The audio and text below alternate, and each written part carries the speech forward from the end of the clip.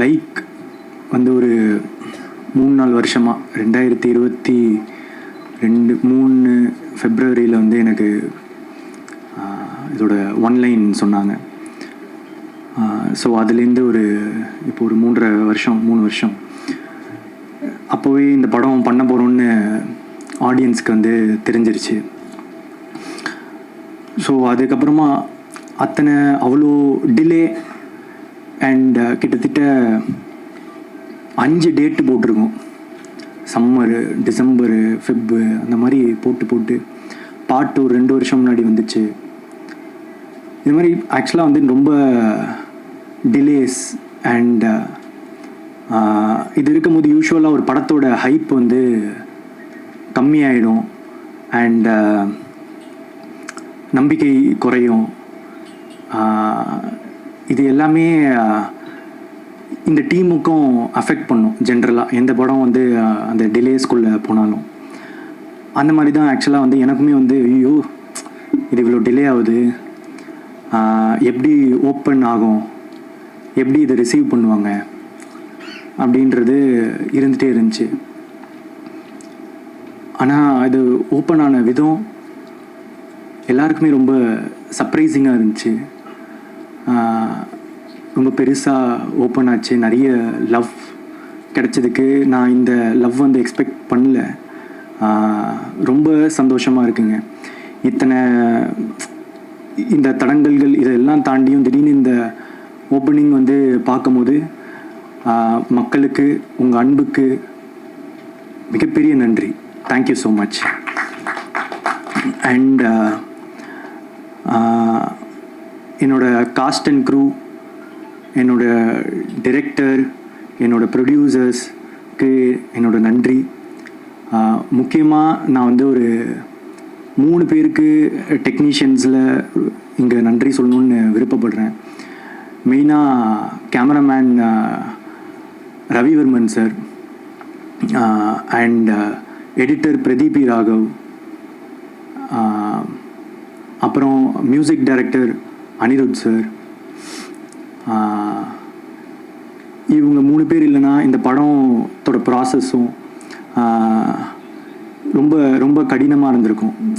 இவங்க இல்லாமல் என்னால் இந்த படத்தை இமேஜின் பண்ண முடியல. அவங்க கொடுத்த விஷுவல்ஸாக இருக்கட்டும், மியூசிக்காக இருக்கட்டும், எடிட்டாக இருக்கட்டும், அவங்க டைரக்டரோட ஒர்க் பண்ண விதம் எல்லாமே சேர்ந்து இருந்ததுக்கு இந்த டைமில் நான் வந்து அவங்களுக்கு நன்றி சொல்லி ஆகணும். நான் படம் பார்த்துட்டு 3 பேருக்குமே பர்சனலாக கால் பண்ணி என்னோட நன்றிகளை தெரிவித்தேன். ஏன்னா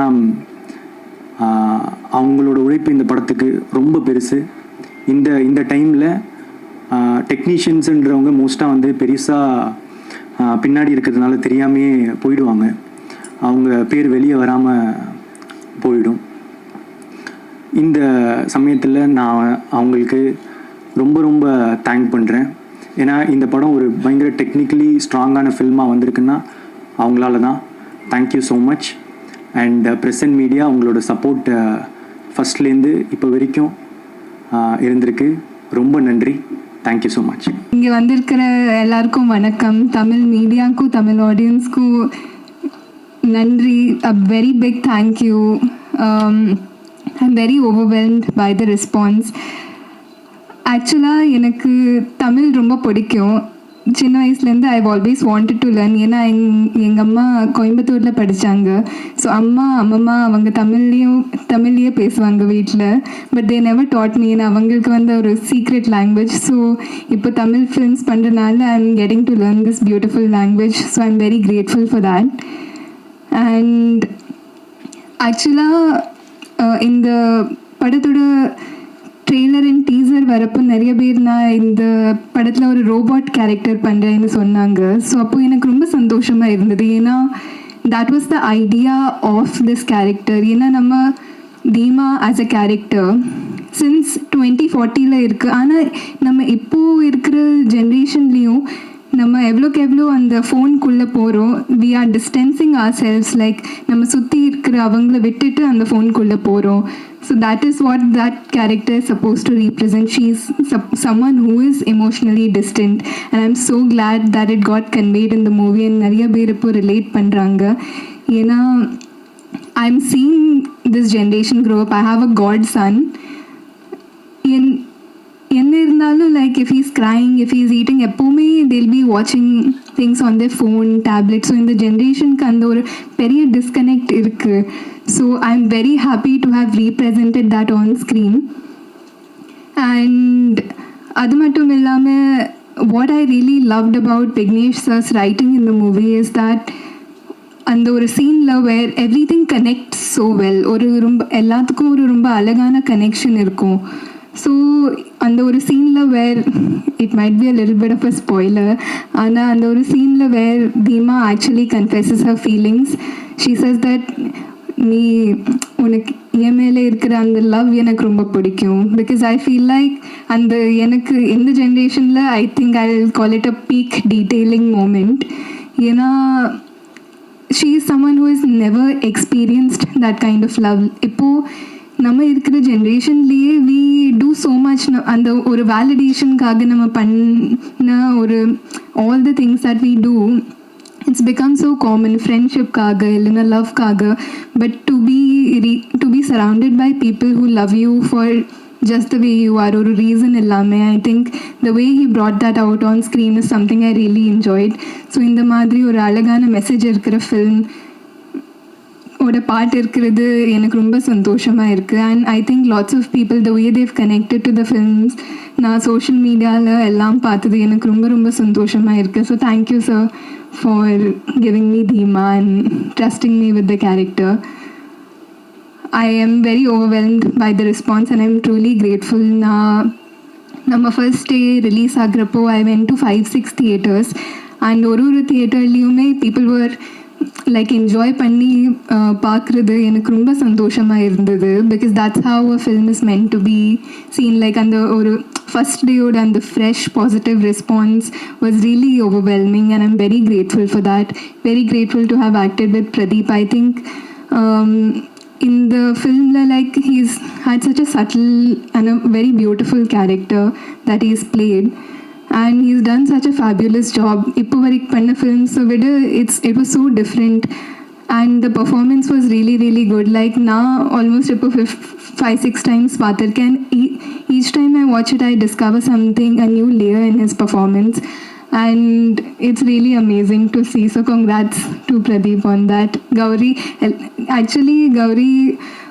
she was so scared or a little anticipating how the reaction is going to be. And I do first glam role avangalukku. So Anna, I'm happy to see the positive response that is there for Kalki, because personally it was one of my favorite characters, and another favorite character was obviously Suryan. என்னோட friends பாம்பேயில் அவங்களுக்கு அந்த அவர் பண்ண அந்த dancing they don't know the history of it, ஆனாலும் they really enjoyed the character Suryan. So it's because of the energy Surya sir brings to his characters, and ஒரு சீன்லையுமே like the effort he puts in is what really takes it there. And Ravi Varman, so எல்லாரும் எனக்கு I think first டேலேருந்து social மீடியாவில் பார்த்து இல்லைன்னா movie பார்த்து they've been saying this is my best look, and I completely agree. I have never been presented so beautifully, and I think all credit goes to Ravi Varman sir and Vignesh sir. I think எனக்கு எப்போவுமே கொஞ்சம் லோவாக இருந்தால் if I ever feel insecure about how I look, நான் இந்த படம் தான் பார்ப்பேன், because I genuinely feel it's my best look.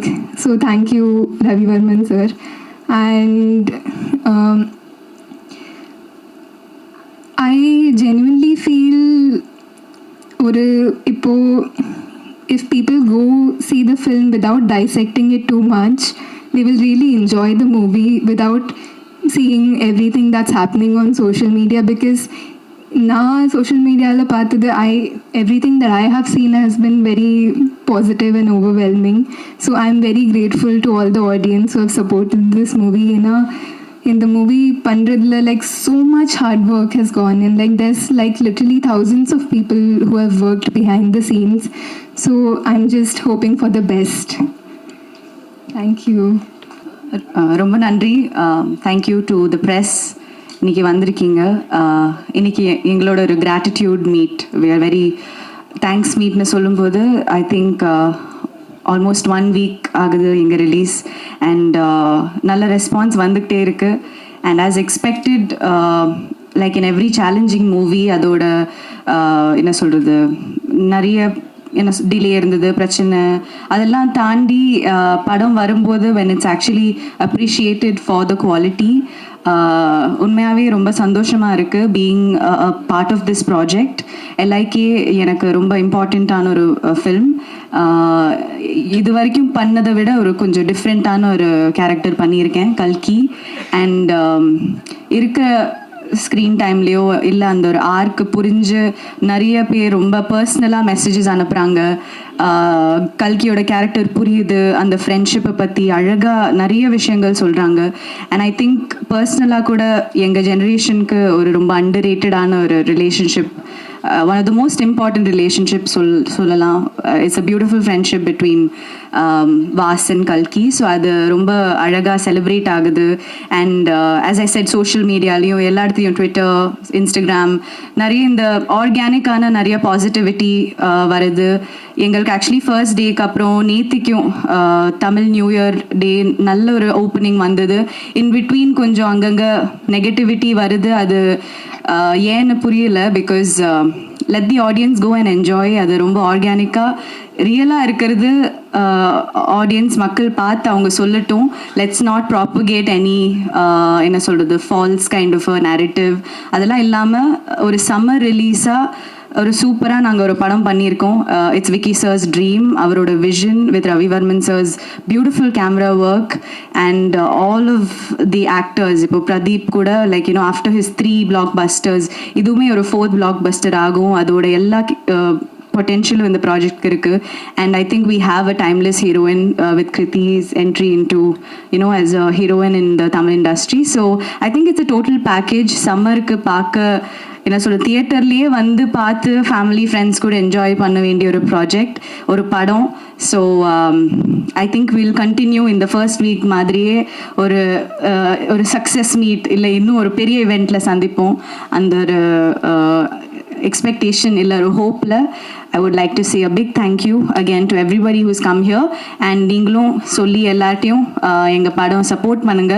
உங்க சப்போர்ட் தேவை. பிகாஸ் அவ்வளோ ஒரு சினிமாவே ரீடிஃபைன் பண்ண ட்ரை பண்ணியிருக்கோம் நாங்கள். And especially being I know how much effort and talent and hard work Vicky sir has put into this.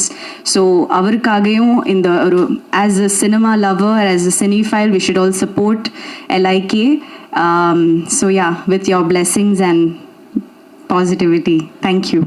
முதல்ல இனிய தமிழ் புத்தாண்டு நல்வாழ்த்துக்கள். நேற்று நாள் இன்றைக்கி தான் உங்களை சந்திச்சிருக்கோம், அதை நான் தெரியப்படுத்திக்கிறேன். ஒரு அருமையான தருணத்தில் நம்ம அடிக்கடி சந்திக்கிறோம். இது அது மாதிரியான ஒரு நல்ல அருமையான தருணம் இன்னைக்கு நமக்கு மீண்டும் அமைஞ்சிருக்கு. ரொம்ப சந்தோஷம். எப்படி சொல்கிறது, எங்கேருந்து ஆரம்பிக்கிறது? விக்னேஷன் சார்லேருந்தே ஆரம்பிப்போம். அவர் என்ன பண்ணுவார்னா, அவருக்கு நம்ம மேலே ரொம்ப பிரியம் உண்டு. அந்த பிரியம் எந்த அளவுக்கு இருக்குன்னா,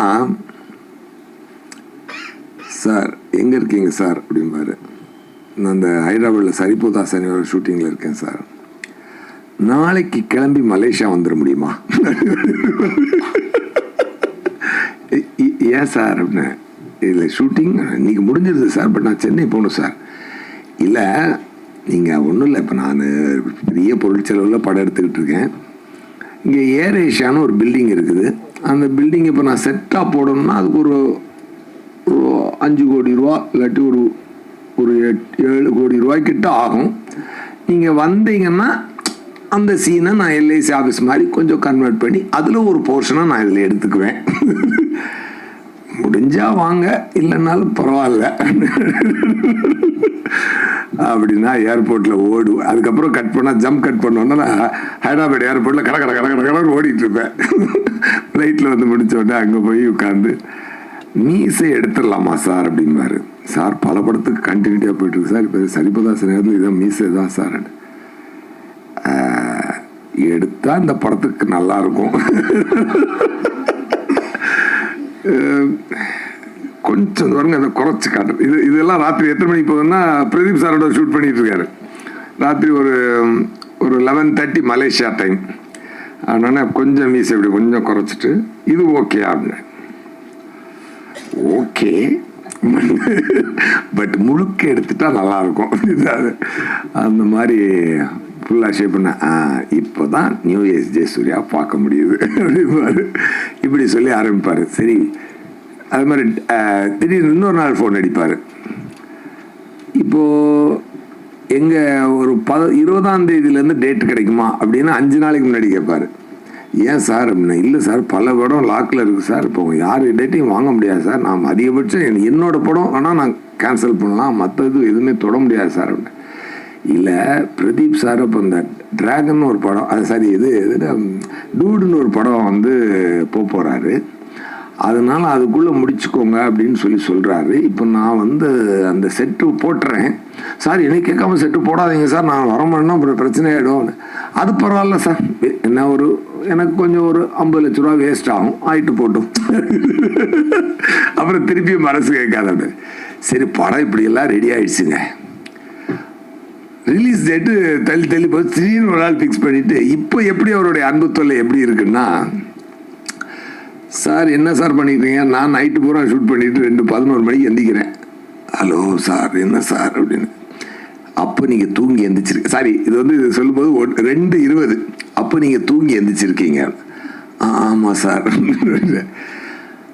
முடிஞ்சால் ஒரு 1/2 ஹவரில் கமலா தியேட்டரில் இருந்தீங்கன்னா அந்த மயிலிறக சாங் அவங்க கொண்டாடுறாங்கல்ல, அதோட கூட சேர்ந்து ஒரு டான்ஸ் ஆடிட்டு வந்தீங்கன்னா நல்லாயிருக்கும். அது இந்த மொமெண்ட் திருப்பி கிடைக்காது. இப்போ சார் நீங்கள் நைட் ஷூட் வேறு இருக்குது சார், இல்லை நைட் ஷூட் அது அடுத்த படத்து நீங்கள் நைட் ஷூட் பண்ணுவீங்க, அது அப்புறம் ரிலீஸ் ஆக போகுது. பட் இந்த சந்தோஷத்தை நீங்கள் திருப்பி அடைய முடியாது. இப்படியெல்லாம் ஒரு ஒரு ஒரு ஒரு ஸ்வீட்டான ஒரு சுகமான சுமை தான் எங்கள் விக்கி சார். பட் இவ்வளவு சுமைகளை சுமந்தாலும் இவ்வளவு வலிகளை கடந்தாலும் அது எங்களுக்கு மட்டும் அவர் வலி கொடுக்கல, அவரும் பல வலிகளை தாண்டி பல பெயின்களை தாண்டி அதை ஸ்வீட்டாக எடுத்துக்குவார். அதாவது அது வந்து என்ன எல்லாத்துக்கும் ஒரே காரணம் வந்து ஆடியன்ஸை என்டர்டெயின் பண்ணணும் அப்படின்ற ஒரு இதுதான். இதில் வந்து ஒரு தரமான படைப்பாக இருக்கணும், இது ஒரு தரமான அவுட்புட் வரணும், அந்த தரத்தில் எந்த குறையும் இருக்கக்கூடாது. அதனுடைய கதை வடிவமாகட்டும், கான்செப்ட் ஆகட்டும். ஏன்னா 2014 சொல்லிட்டு நம்ம பாட்டுக்கு அது ஏதோ ஒரு விஷுவலை கொடுத்து அதை வச்சு படம் எடுத்துட்டு இதுவும் 2014 நமக்கே கொஞ்சம் மூஞ்சி சுளிக்கிற மாதிரி ஆகிடும் இல்லையா? அப்படி இல்லாமல் வாவ் என்னடா விஷுவல், வாவ் என்னடா சவுண்டு, என்னடா சவுண்ட் டிசைனிங், என்னடா காஸ்டியூம்ஸ், என்னடா நடிப்பு, அதெல்லாம் எல்லாமே வந்து ஒரு ரொம்ப அது வந்து சில நேரம் கிராமரை மீறி இருக்கும். கிராமரோடு சேர்த்து பார்த்தோம்னா சில படங்கள் நமக்கு வந்து இந்த கான்டெம்பரரியாக ஒரு ஒரு ஒரு ஒரு பண்ணும்பொழுது அந்த ரெகுலர் ஃபார்மேட்டில் இருக்கவங்களுக்கு வந்து இது புரிகிறது கொஞ்சம் கஷ்டம். ஆனால் ஆடியன்ஸ்கிட்ட பார்த்தீங்கன்னா பட்டு பற்றிக்கும். அதனால தான் அது வந்து எப்பொழுதுமே அந்த தியேட்டரில் போய் மக்களோடு பார்க்கும் பொழுது அதில் உண்டாகிற சந்தோஷம் அதாவது எனக்கு எங்கெங்கேருந்தோ மெசேஜ் வரும், மலேசியாவிலேருந்து, சிங்கப்பூர்லேருந்து, அப்புறம் டொரண்டோலேருந்து, எல்லா ஃப்ரெண்ட்ஸும் அதை ரொம்ப நாள் ரேடார்லேருந்து தள்ளி இருக்க ஃப்ரெண்ட்ஸ் எல்லாம் திருப்பி வருவாங்க. ஐயோ பார்த்து ரொம்ப சூப்பராக இருக்கு, அதெல்லாம் வச்சு நம்ம தெரிஞ்சுக்கலாம். சரிடா எல்லைக்கு ஹிட்ரா அப்படின்னு சொல்லி தியேட்டர்ஸ் நம்ம ஜெகன் சார் சொன்ன மாதிரி எல்லா தியேட்டர்ஸ்ட்டு போகும்போது என்ன ஒரு அற்புதமான ஒரு ரெஸ்பான்ஸ். அதாவது பிரதீப் சாருக்கு வந்து ஒரு இறைவனுடைய பிளெஸிங் நல்லா இருக்கு. ஆக்சுவலாக அவர் ஒரு அதாவது அந்த ஆடியோ ரிலீஸில் என்கிட்ட சொல்லியிருந்தார் சார், வந்து இந்த நான் ஹயாத்துக்கு ஒரு ஒரு 5 ஸ்டார் ஹோட்டலுக்கு வந்ததே ஜெயசூர்யா சாரை பார்க்க தான் ஃபஸ்ட் டைம் அப்படின்னு சொல்லி ஒரு மனிதர் இன்றைக்கி வந்து ஒரு 100 கோடி பிஸ்னஸுக்கு உண்டான ஒரு ஹீரோவாக இன்றைக்கி வளர்ந்துருக்காருன்னா அது எவ்வளோ பெரிய இறைவனுடைய சப்போர்ட் இருந்தால் அது நடக்கும். நீங்கள் நினச்சி பாருங்கள். Really I feel very happy for you. நான் என்ன அவரும் சொன்னார், ரொம்ப you was very kind enough to say that. அது எனக்கே ஞாபகம் இல்லை, பட் ஆனால் நான் மனசில் பட்டதை சொல்லுவீங்க. நான் யாராக இருந்தாலும் என் மனசில் பட்டதை சொல்லுவேன். எனக்கு வந்து ஒரு டைரக்டர் வந்து ஒரு கதை சொன்னார். அப்போ வந்து அதில் எனக்கு இந்த கரெக்ஷன் வேணும்னு பண்ணி கொண்டு வந்தார். இல்லை இந்த இன்னொரு கரெக்ஷன் ஒன்று அதையும் பண்ணுறேன் சார் அப்படின்னாரு. அப்புறம் ஒரு நிமிஷம் பொறுங்க, எனக்கு ஒரு வாழ்க்கை இருக்குது, நான் போய்கிட்டு இருக்கேன். நான் வேணும்னு சொல்லி நீங்கள் வந்து பல மாற்றங்கள் பண்ணி உங்கள் வாழ்க்கையை இழந்துடாதீங்க. அதனால் இந்த படத்தில் நான் இல்லைன்னாலும் பரவாயில்ல, நீங்கள் யாரையோ வச்சு நல்லா படம் எடுத்து சந்தோஷமாக இருங்க அப்படின்னு சொல்லி மனசில் பட்டதை நான் சொல்லி அந்த படம் மிகப்பெரிய ஹிட்டு. அப்படி ஒரு அந்த படம் லப்பர் பந்து. ஸோ நான் செல்ஃபிஷாக பிஹேவ் பண்ணியிருந்தா அதுக்குள்ளே 2 கரெக்ஷன் சொல்லி அவர் தான் டேரக்டர்லாம் நம்ம சொன்னதை செய்கிறாரு அப்படின்னு சொல்லி அதுக்குள்ளே நான் போயிருக்க முடியும். எனக்கு என்னுடைய சென்சிபிலிட்டி ஏரியாவில் சில விஷயங்கள் இருந்ததுனால அதை மட்டும் சொல்லி இந்த படம் பெரிய ஹிட் ஆகும். அந்த மாடு சீனை கூட நான் சொன்னேன், எப்படி பண்ணியிருந்தீங்க சார் அப்படின்னு சொல்லி தான். அது எப்படி சார் ஒரு மாடையும் ஒரு ஒரு கிளவி வச்சுட்டு இவ்வளோ பெரிய ஒரு எமோஷனை கிரியேட் பண்ணுறீங்கன்னு சொல்லி சொன்னேன். அதே மாதிரி இந்த படத்தினுடைய ஆரிஜினல் அது அப்போ அதை வரேன். அப்போ வந்து அதே மாதிரி இந்த பிரதீப் சாரை நான் மீட் பண்ணுவோம் சொல்லியிருக்கேன். அவர் நடிச்சு காட்டு மறுபடியே பார்த்துருந்துருக்கேன். அவர் சொல்லுவேன், சார் நீங்கள் இப்போ நல்லா நடிக்கிறீங்க சார், நீங்கள் சூப்பராக வருவீங்க, நீங்களே நடிக்கலாமே அப்படின்னு நான் சொல்லியிருந்தேன் அவர்கிட்ட. நான் சொன்னேன், அதுக்கப்புறம் ரீகலெக்ட் பண்ணி பார்த்தேன். நீங்கள் மான்ஸ்டர் லொக்கேஷனுக்கு வந்து எனக்கு மைண்டில் ஞாபகம் இல்லை, பட் அந்த இதை சொன்னது எனக்கு ஞாபகம் இருக்குது. பட் அப்படி சொல்லி நடந்த ஒரு 7 வருடத்திற்குள் ஒரு மனிதன் 0 to ஹீரோ ஆகிறான்னா அப்போ வந்து கடவுள் எவ்வளோ பெரிய அனுக்கிரகத்தை கொடுத்துருப்பான். Really I wish you a very great success sir. நேற்று ஒரு இன்டர்வியூவில் நான் சொல்லியிருந்தேன், இந்த ஒரு ஸ்டேஜில் ஒரு வடிவேல் ஃபைட்டில் வந்து அவர் எப்படி கப்பை வாங்கிட்டு நியாயமாக இந்த கப்பு எனக்கு தான்டா சொந்தம், நான் எவ்வளோ அடி வாங்கியிருக்கேன் பாடுறான்ற மாதிரி இந்த படம் ரிலீஸ் ஆனதே வந்து எனக்கு ஒரு பிளாக் பஸ்டர். இந்த படம் ரிலீஸ் ஆகிடுச்சு, அதுவே எனக்கு வந்து ஒரு பெரிய பிளாக் பஸ்டர் தான், எனக்கு ஒரு ஹிட்டு. ஏன்னா எப்பயுமே கொஞ்சம் கனவு பெருசாக இருந்துச்சுன்னா அது கொஞ்சம் கஷ்டமாக தான் இருக்குது. ஸோ நம்ம நிறைய தடவை என்னென்னா சுற்றி இருக்கிற சூழ்நிலைகள் காரணமாக எது கொஞ்சம் ஈஸியோ எது கொஞ்சம் சுலபமாக நடக்குமோ அப்படின்ற மாதிரி நம்மளே வந்து நம்மளுடைய கம்ஃபர்ட் ஜோன். இப்போ எனக்கு வந்து இப்போ என் வாழ்க்கை வந்து ரொம்ப ஒரு கம்ஃபர்ட் ஜோனில் தான் இருக்குதுன்னு சொல்லலாம் கடவுளுடைய அனுகிரகத்தால். ஆனால் அதே அந்த கம்ஃபர்ட் ஜோனில் எத்தனை படம் வேணாலும் லைஃப்பில் நம்ம பண்ணிகிட்டே போயிட்டே இருக்கலாம். பட் அந்த கம்ஃபர்ட் ஜோனை பிரேக் பண்ணி நான் இருந்த ஒரு சுச்சுவேஷனுமே வந்துட்டு எனக்கு கொஞ்சம் என் மேலே பெருசாக நம்பிக்கை இல்லாத ஒரு சுச்சுவேஷனில் தான் இருந்துச்சு. அந்த மாதிரி ஒரு சமயத்தில் ஒரு கம்ஃபர்ட் ஜோனில் இருக்கிற ஒரு ப்ராஜெக்டை கை வைக்காமல் எனக்கு வந்து என்னை சேலஞ்ச் பண்ணிக்கக்கூடிய விஷயம். இந்த படத்தில் வந்து ஒரு ஃப்ரேம் கூட என்னால் ஈஸியாக எடுக்க முடியாது. சும்மா கேமரா எடுத்துகிட்டு போனால் ஒரு இடத்துல வச்சோன்னா அது வந்து ஒர்க் அவுட் ஆகாது. அதில் ஏதாவது ஒரு மெனக்கடலாவது இருக்கும். அதில் அட்லீஸ்ட் ஒரு காஸ்டியூமாவது கரெக்டாக இருக்கணும், இல்லை பின்னாடி இருக்கிற விஷயங்கள் கரெக்டாக இருக்கணும், இல்லை அதில் இதுக்கப்புறம் வரப்போகிற இந்த சிஜி கரெக்டாக இருக்கணும், இல்லை அங்கே இருக்கிற ஒரு மேக்கப்பில் ஏதாவது ஒரு விஷயம் கரெக்டாக இருக்கும், இல்லை பேச போகிற டைலாக்ல ஏதாவது ஒரு ஃபியூச்சரிஸ்டிக்கான ஒரு விஷயமா இருக்கணும். இந்த மாதிரி ஏதாவது ஒரு வேலையாச்சும் எக்ஸ்ட்ரா பண்ணணும் அப்படின்ற மாதிரி அப்படி பண்ணால் மட்டும்தான் இந்த படம் கொஞ்சம் கன்வின்சிங்காக இருக்கும். இல்லைனா நம்ம சும்மா சொல்லலாம் 2040 நடக்கிற மாதிரி அப்படின்ட்டு. அப்புறம் இப்போ இந்த ஃபிலிம் ரிலீஸ் ஆச்சு. ரிலீஸ் ஆகும்போது நிறைய நல்ல ரிவ்யூஸ், நிறைய பாசிட்டிவான ஃபீட்பேக்ஸ், நிறைய பாராட்டுகள் அதெல்லாம் இருக்கிற அதே சமயத்தில் சில பேருக்கு வந்து இந்த ஃபிலிம் வந்து கொஞ்சம் ஸ்லோவாக இருக்குது, கொஞ்சம் லேக்காக இருக்குது, இந்த மாதிரி சில விஷயங்களுமே வந்து நான் பார்க்க தான் செய்கிறேன். ஸோ எப்பயுமே இந்த மாதிரி ஒரு ஹை கான்செப்ட் ஒரு ஏதாவது ஒரு கொஞ்சம் ஒரு ரெகுலராக நம்ம ஒரு அரைச்சமாவை அரைக்காமல் ஏதாவது ஒரு புதுசாக ஒரு விஷயம் சொல்லணும்னா அதற்கான இப்போ ஒரு ஃப்ளைட்டில் நம்ம ஏறுறோம்னா முதல்ல வந்து அந்த சீட் பெல்ட்டை போடுங்க, இந்த இதை பண்ணுங்க, அதெல்லாம் சொல்லும்போது கொஞ்சம் அந்த இடத்துல ஒரு தொய்வடைய தான் செய்யும். பட் அந்த ரூல்ஸ் எல்லாம் தெரிஞ்சதுனா தான் அதுக்கப்புறம் இருக்கக்கூடிய விஷயங்கள் இருக்கும். ஸோ படத்தில் சில இடங்களில் சில காட்சிகளில் வந்துட்டு கொஞ்சம் மெதுவாகவோ இல்லை கொஞ்சம் புரிய வைக்கிறதுக்காக, ஏன்னா ஒரு திரைப்படம்ன்றது வெறும் ஒரு கொஞ்சம் பேர் மட்டும் பார்க்கக்கூடிய விஷயம் இல்லை, அது எல்லா ஏஜ் குரூப்ஸ் எல்லா விதமான மக்களுமே வந்து பார்ப்பாங்க. அப்போ அவங்க எல்லாருக்குமே வந்து அந்த விஷயத்தை நம்ம எப்படி கடத்துறோம் அப்படின்றதுக்காக எல்லாத்து மேலேயுமே நம்ம வந்து கொஞ்சம் டீட்டெயில் பண்ண வேண்டிய ஒரு கட்டாயம் இருக்கு. ஸோ அப்படி இருக்கும்போது ஓவராலாக அந்த ஒரு ஃபில்மை நம்ம பேஸ் பண்ணுற விதமாகட்டும், சில விஷயங்களை நம்ம சொல்கிற விதமாகட்டும், அதுக்கெல்லாம் வந்து நம்ம கொஞ்சம் எடுத்துப்போம். ஸோ அதை வந்து நான் ஒரு கன்ஸ்ட்ரக்டிவ் கிரிட்டிசிசமாக எடுத்திருக்கேன். அண்ட் அதை பார்க்கும்போது எனக்கும் சில விஷயங்கள் வந்து புரிஞ்சுது. பட் ஹேவிங் செட் இதில் இவ்வளோ விஷயங்கள் இருந்தாலும் தியேட்டரில் போய் இந்த படத்தை பார்க்கும்போது நான் நினச்சது வந்து ஒரு காதல் கதை.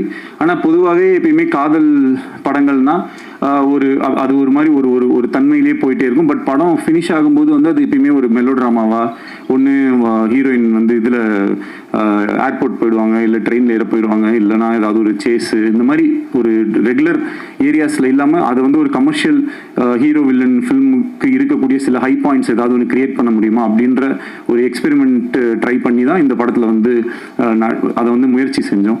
இப்போ அது கடைசியில் தியேட்டரில் வரும்போது அந்த இடத்துல கிளாப்ஸோ அந்த இடத்துல வந்து ஒரு அப்ரிசியேஷன் வரும்போது பார்க்குறதுக்கு ரொம்ப நிறைவாகவும் சந்தோஷமாகவும் ஒரு ரைட்டராக நம்ம ஏதோ ஒரு விஷயம் ட்ரை பண்ணோம்.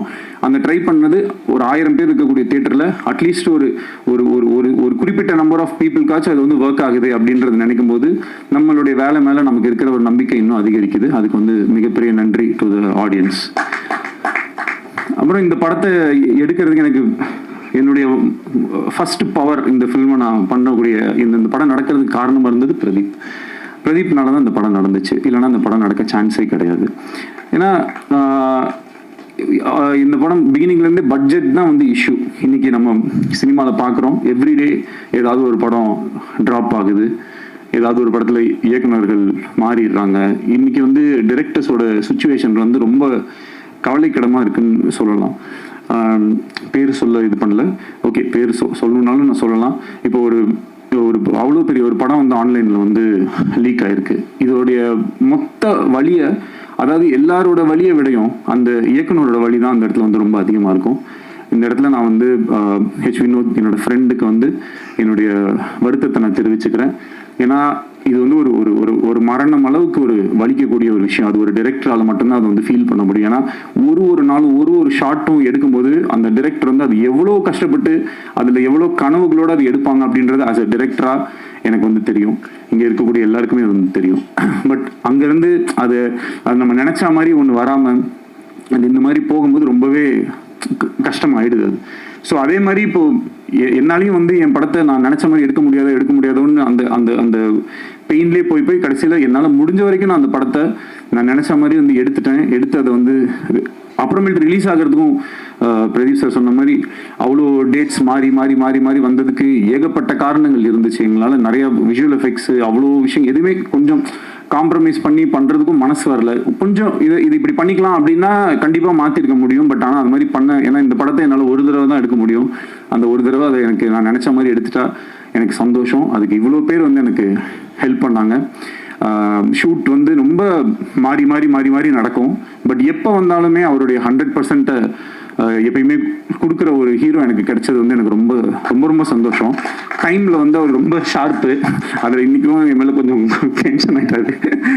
12:30 to 2:30 லஞ்ச் பிரதர், 2:30க்கு ப்ரெஸ் மீட் சொன்னேன். அவர்கிட்ட என்ன பிரச்சனைனா நம்ம 12:30 சொன்னோன்னா 12:29க்கு வந்துடுறாரு. வழக்கம் போல் நான் ஒரு 1 hour அப்படியே வந்துட்டேன். அதில் வந்து sorry bro, please don't mistake me. இதே மாதிரி எங்களோட ஷூட்டிங்லேயும் எவ்ரி டே வந்து அந்த சொன்ன டைமுக்கு வரதாகட்டும். ஆனால் அதே மாதிரி ஒரு ஷார்ட்டோடைய 100% அவர் ஒரு டிரெக்டர் தான். எங்கிட்ட சொல்லலாம், ப்ரோ இது ஓகே ப்ரோ, இது இங்கேருந்து வைட் க்ளோஸ் கட் பண்ணிக்கோங்க அப்படின்னு ஈஸியாக சொல்லிட்டு போயிடலாம். நானே ஏதாவது சின்ன ஆட்லாம் ஏதாவது நடிக்கிறதுக்கு போவேன் கை செலவுக்கு. அப்போ வந்து அவங்க ஏதாவது ஒன்று சொல்லுவாங்க. அப்போ நான் சொல்லும்போது ப்ரோ ஓகே ப்ரோ இது இவ்வளோ தானே கட் பண்ணுவீங்க அப்படின்னு நான் சொல்லிட்டு நான் எஸ்கேப் ஆகிடுவேன். ஆனால் இவர் வந்து நான் எத்தனை தடவை எதை கேட்டாலும் வந்து அது அவர் அந்த இடத்துல வந்து ஒரு ஹீரோ. நான் வந்து ஒரு நடிக்க வந்திருக்கேன், நான் என் வேலையை தான் பண்ணுவேன்ற மாதிரி பண்ணுறது வந்து ரொம்ப ஆச்சரியமாக இருந்தது எனக்கு. அப்புறம் ஒரு குறிப்பிட்டு சொல்லணும்னா என் படத்தில் வந்து ஒரு ஸ்விம்மிங் பூலில் இருக்கிற மாதிரி ஒரு சீக்வன்ஸ் ஒன்று வந்துச்சு. தண்ணிக்குள்ளே இருக்கணும். இதுவே ஒரு ஆக்ஷன் ஃபிலிமில் நான் அந்த சீக்வன்ஸ் எடுத்திருந்தா மேபி அது வேற மாதிரி இருக்கும். இது ஒரு லவ் ஸ்டோரின்னும் போதே எல்லாருமே ப்ளஸ் இந்த ஜாலியான படம் கலர்ஃபுல்லான படம்னா அது என்னமோ எடுக்கிறது ரொம்ப ஈஸியாகவும் அது என்னமோ ரொம்ப விளையாட்டுத்தனமாக நம்ம எடுப்போன்ற மாதிரியுமே ஒரு பெர்செப்ஷன் இருக்கும். இதே ஒரு காட்டில் போய் ரொம்ப புழுதியில் அப்படி இப்படின்னு கஷ்டப்பட்டு இருக்கிற மாதிரி படம்னா அது ரொம்ப கஷ்டப்பட்டு எடுத்த மாதிரி படமாகவும், ஃபாரின்லலாம் போய் எடுத்தோம்னா அது ரொம்ப ஈஸியான படமாகவும் ஒரு பெர்செப்ஷன் இருக்கு. எல்லா படம் எடுக்கிறதும் கஷ்டம் தான். இப்போ இந்த மாதிரி ஒரு படத்தில் இந்த மாதிரி ஒரு சீக்வன்ஸ், ஒரு ஆக்ஷன் சீக்வன்ஸ்க்கு நிகராக உயிருக்கே ஆபத்தார அளவுக்கான ஒரு சீக்வன்ஸாக தான் அது வந்து எங்களுக்கு இருந்துச்சு. ஏன்னா கிட்டத்தட்ட அந்த கேமரா உள்ளே எடுத்துகிட்டு போய் ஒரு நிமிஷம் டு 1.5 நிமிஷம் ஒரு மூச்சு வந்து தம் கட்டி வந்து நடிக்கணும். நைட்டு ஃபுல்லாமே அதை வந்து பண்ணிட்டு இருந்தார். அண்ட் நானும் ஸ்விம்மிங் பூலில் தான் வந்து இருந்தேன். ஸோ ஒரு தடவை சரி ஓகே இது எவ்வளோ கஷ்டம் அப்படின்னு சொல்லிட்டு நம்ம ட்ரை பண்ணி பார்ப்போம்னு சொல்லி உள்ளே போனேன். உயிருக்கு பயந்து நான் உடனே வெளியே வந்துட்டேன். ஆனால் அவ்வளோ தடவை பண்ணி காலையில் 5:30-6 மணி வரைக்குமே வந்து அந்த சீக்வன்ஸை அவர் பண்ணி முடிச்சுட்டு கூட ஏன் ப்ரோ என்னை போட்டு இப்படி டார்ச்சர் பண்ணுறீங்கன்னு சொல்லுவாருன்னு பார்த்தா அப்புறம் ஓகேவா கரெக்டாக வந்துருச்சா எடுத்துக்கலாமா இன்னும் ஏதாவது எடுத்துக்கலாமா அப்படின்னும் போது ஒரு ஆக்டராகவும் ஒரு டிரெக்டராகவும் அந்த இடத்துல வந்து அவர் என்னை ரொம்ப இந்த மாதிரி நிறையா நான் ரொம்ப என்னை லைஃப் டைமில் வந்து என்னால் மறக்க முடியாத நிறைய மொமெண்ட்ஸை வந்து எனக்கு பிரதீப் கொடுத்துருக்காரு. அதுக்கு வந்து ஹார்ட்ஃபெல்ட் தேங்க்ஸ். தேங்க்யூ. இந்த படத்துக்கு உங்களுடைய ஆதரவு ரொம்ப முக்கியமாக இருக்குது. கொஞ்சம் இன்னும் இன்னொரு தடவை கூட போய் பாருங்க. அந்த படத்தில் வந்து என்னுடைய மைண்டில் நான் வந்து இந்த மெட்ராஸ் அப்படின்னு நான் பிறந்து வளர்ந்த இந்த ஊரை எப்படிலாம் நான் கற்பனை பண்ணியிருப்பேனோ அதெல்லாம் எடுத்து பார்க்கறதுக்கு இந்த மாதிரி இந்த யூனிவர்ஸ் வந்து எனக்கு ஒரு வாய்ப்பை கொடுத்ததை நான் ரொம்ப சந்தோஷமாக நினைக்கிறேன். அண்ட் என்றைக்குமே அந்த கோலிவுட்னு ஒரு சென்ட் தாமஸ் மவுண்ட்ல ஒரு போர்டு இருக்க மாதிரி ஒரு ஷார்ட் ஒன்று வச்சுருப்பேன். அது வந்து என்னுடைய ஆசை. எப்பயுமே என்னோட நம்ம இண்டஸ்ட்ரி வந்து அந்த மாதிரி ஒரு இதில் இருக்கணும் அப்படின்றது என்னுடைய ஒரு பர்சனல் இது. அது எல்லாத்தையும் ஒரு டிரெக்டருக்கு இருக்கக்கூடிய ஒரு பெரிய கிஃப்ட். அதுதான் அவங்க நினைக்கிறத அவங்க வந்து எடுத்து அட்லீஸ்ட் ஒரு ஸ்க்ரீன்லேயாவது பார்த்துடலான்றது. ஸோ இது எல்லாத்தையுமே நான் அந்த ஸ்க்ரீனில் பார்க்கும்போது ஆடியன்ஸும் கிளாப் பண்ணும்போது மொத்தமாக சேர்த்து எவ்வளோதான் நம்ம கஷ்டப்பட்டிருந்தாலும் இன்னைக்கு இந்த படம் ரிலீஸ் ஆனது மக்களோட பார்க்கும்போது எனக்கு கிடைக்கிற சந்தோஷத்துக்கு ஈடு இணை வேறு எதுவுமே இல்லை.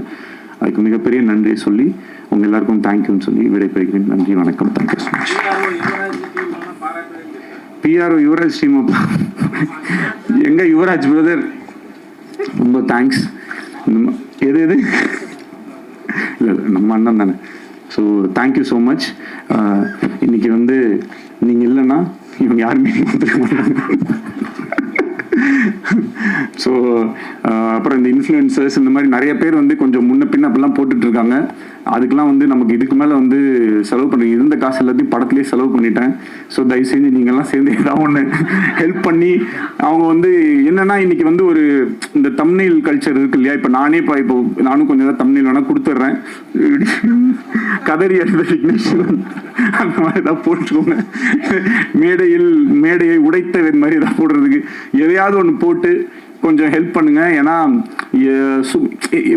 இப்போ எதை பார்த்தாலுமே அது என்னன்னா அந்த தம்ப்நெயில்ல வந்து ஐயோ படம் ரொம்ப அப்படின்னு ஆரம்பிச்சிடறான். உள்ள போனோன்னு ரொம்ப கேவலமா இருக்கும்னு நினைச்சேன். ஆனால் ஆக்சுவலாக நல்லா தான் இருக்கு, சூப்பராக இருக்கு அப்படின்னு சொல்லி அப்படிதான் அந்த வீடியோவே ஸ்டார்ட் பண்றாங்க. ஸோ அதனால இது எப்படி இது நம்ம ஹேண்டில் பண்றதுனே தெரியல. உள்ள போனதுக்கப்புறம் அதெல்லாம் நல்லா தான் இருக்கு, ஆனால் இது இருக்கு, ஆனால் எங்கேயோ ஒரு இடத்துல கொஞ்சம் ஸ்லோவா இருக்கு, கொஞ்சம் என்ன சொல்லணும்னு தெரியாம எதையாவது ஒன்று சொல்லி விட்டு போயிடறாங்க. அதை பார்த்து கொஞ்சம் பேர் இதாயிடுறாங்க. ஸோ அதுக்கு எப்படி டேக்கிள் பண்ணுன்றது நீங்கள் தான் ஏதாவது ஒன்று பார்த்து கொஞ்சம் பாவம் ஹெல்ப் பண்ணணும். ஏன்னா நிறைய செட்டில்மெண்ட்லாம் பேலன்ஸ் இருக்கு. அந்த இந்த ராமசாமி என் பணம் கிடைச்சிரும்னு ஒரு பல பேர் வெளில இருக்காங்க. அது இந்த வாரம் நல்லா ஓடிடுச்சுன்னா இதுதான், அப்படி இல்லைன்னா ராமசாமி ஊ தான். அதனால தயவு செஞ்சு கொஞ்சம் நீங்களாம் உங்க வீட்டு பிள்ளையா நினைச்சு இது மாதிரிதான் இப்ப நிலைமை வந்து அந்த லெவலுக்கு இதுதான் இருக்கு.